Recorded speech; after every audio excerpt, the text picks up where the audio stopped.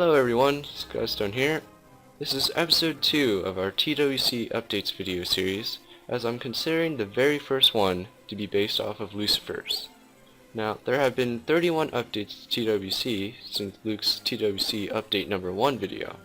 So today I will attempt to go over most of the biggest changes that have happened to TWC since its launch day.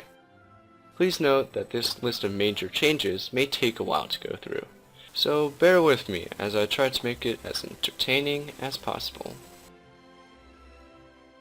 First off, there have been many map changes that have been made to TWC over the years.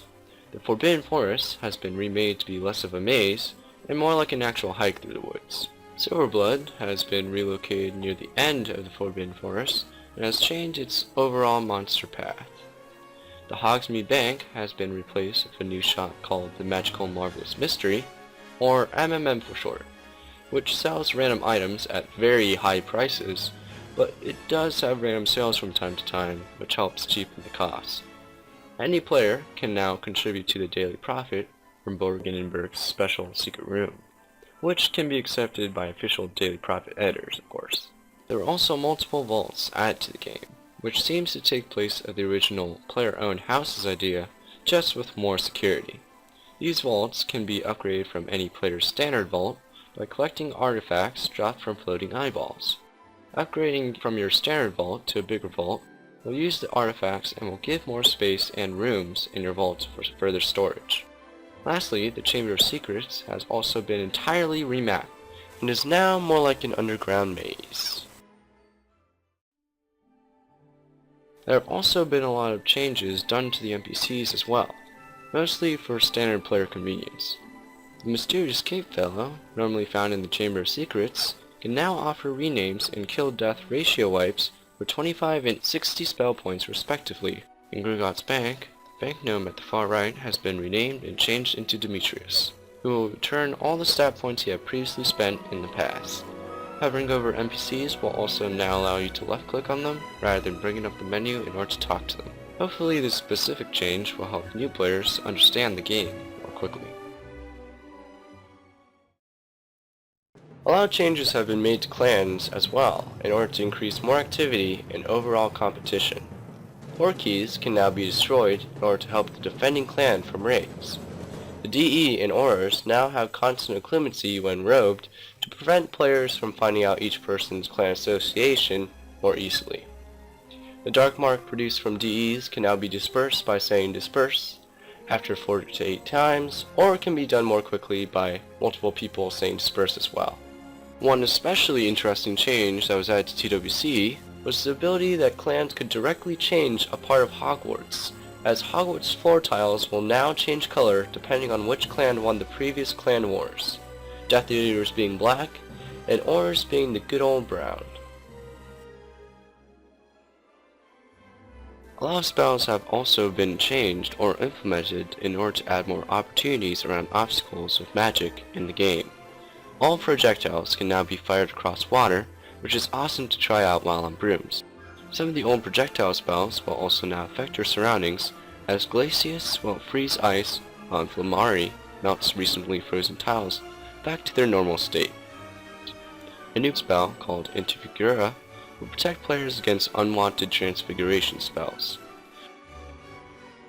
The latest spell change was done to Incendia, which now fires Inflammari projectiles from all 8 directions at once, instead of its old make everyone in sight take damage effect. Monsters and background effects have also been tweaked a little bit. Floating eyeballs now drop different artifacts, which can be used to upgrade vaults, purchase lamps, and take in part with other various functions found throughout TWC.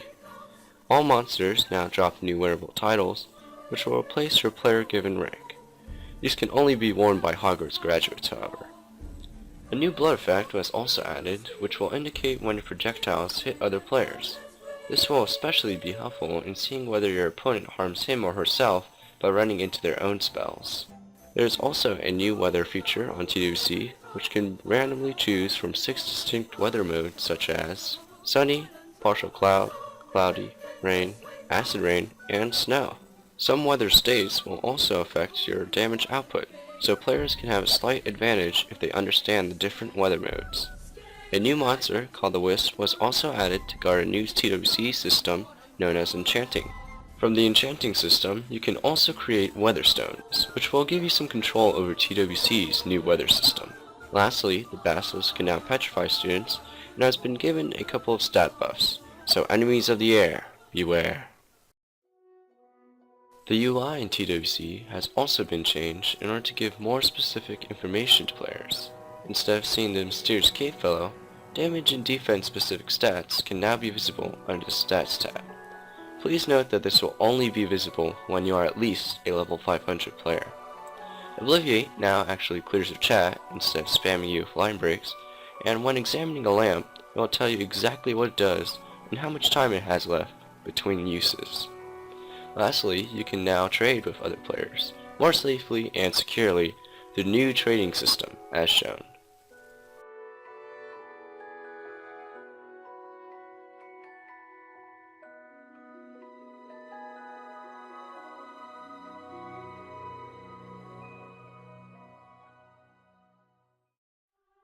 Overall, I feel that TWC has come a long way since May 3rd, 2013.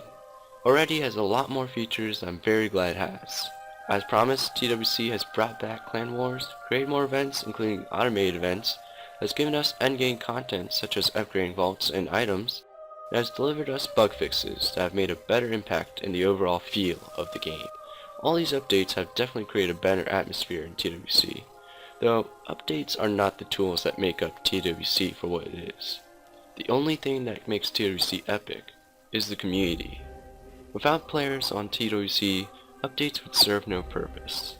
Only you are what stands between an active and non-active moment in TWC. Well, this concludes this update log, so thank you if you watched completely through this almost 7-minute video.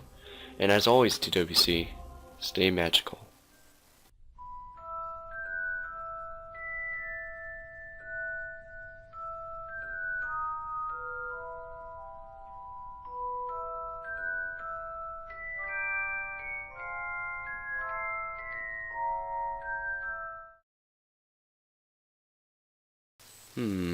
What's going on here? What's this? TWC 16.18. It's been an update? What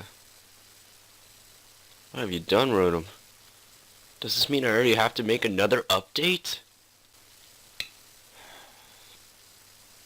What the heck, Rotom?